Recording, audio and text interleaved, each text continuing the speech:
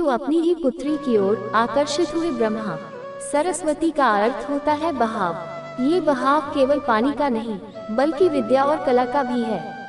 यही वजह है कि इन्हें विद्या और कला की देवी भी कहा जाता है। सरस्वती के द्वारा विज्ञान, संगीत और कविताओं की रचना की गई है। ऋग्वेद में सरस्वती को दैवीय नदी की भी संज्ञा दी गई है। साथ ही इन्हें पवित्रता और उर्वरता की देवी भी कहा गया है। सरस्वती को अन्य नामों से भी पुकारा जाता है, जिनमें भाग्येश्वरी, शत्रुपा, ब्राह्मी, पृथुद, बगदेवी, बिरज, शारदा आदि प्रमुख हैं। हिंदू धर्म से जुड़े पौराणिक इतिहास पर नजर डालें तो कई ऐसी कहानियां सुनने को मिल जाएंगी जिनसे अभी तक आमजन वाकिफ नहीं है। विस्तृत इतिहास होने की वजह से कुछ घटनाएं छूट जाती हैं तो कुछ नजरअंदाज कर दी जाती हैं। इन्हीं कहानियों में से एक है सृष्टि के रचयिता ब्रह्मा का अपनी ही बेटी के साथ विवाह करने की घटना। ये बात तो हम सभी जानते हैं कि त्रिदेव के हाथों में ही इस सृष्टि की बागडोर समाहित है। ब्रह्मा के पास सृष्टि की रचना का दायित्व है तो विष्णु के पास संरक्षण का, वही देवों के देव कहे जाने वाले महादेव शिव को विनाश का जिम्मा सौंपा गया है। इसी विनाश के बाद फिर से शुरू होता है सृजन का चक्र। ब्रह्मा का अपनी ही बेटी के साथ विवाह करने की इस घटना का उल्लेख सरस्वती पुराण में वर्णित है। सरस्वती पुराण के अनुसार सृष्टि की रचना करते समय ब्रह्मा ने सीधे अपने वीर्य से सरस्वती को जन्म दिया था। इसलिए ऐसा कहा जाता है कि सरस्वती की कोई मां नहीं, केवल पिता ब्रह्मा थे।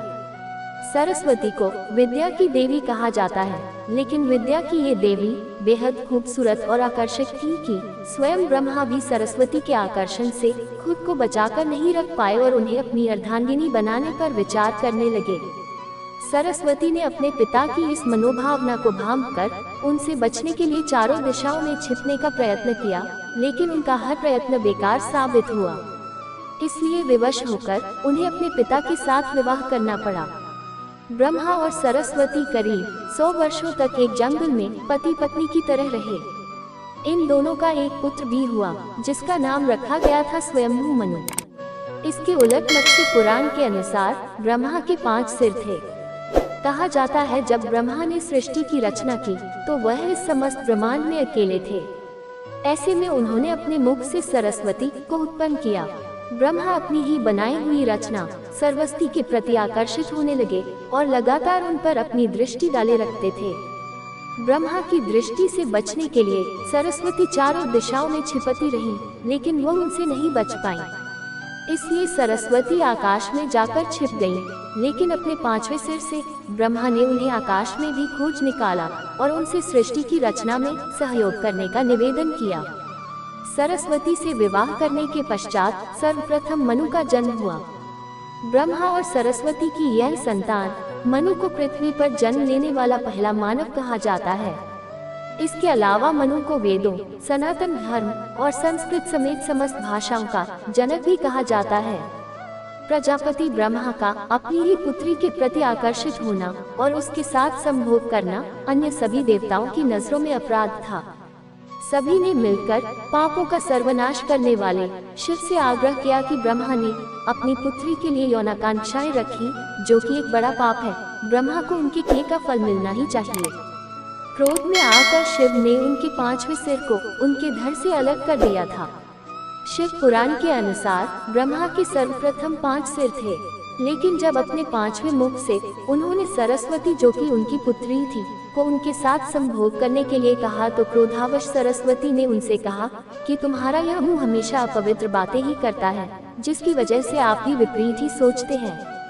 इसी घटना के बाद एक बार भगवान शिव अपनी अर्धांगिनी पार्वती को ढूंढते हुए ब्रह्मा के पास पहुँचे तो 5वें सिर को छोड़कर उनके अन्य सभी मुखों ने उनका अभिवादन किया, जबकि 5वें मुख ने अमंगल आवाजें निकालनी शुरू कर दी।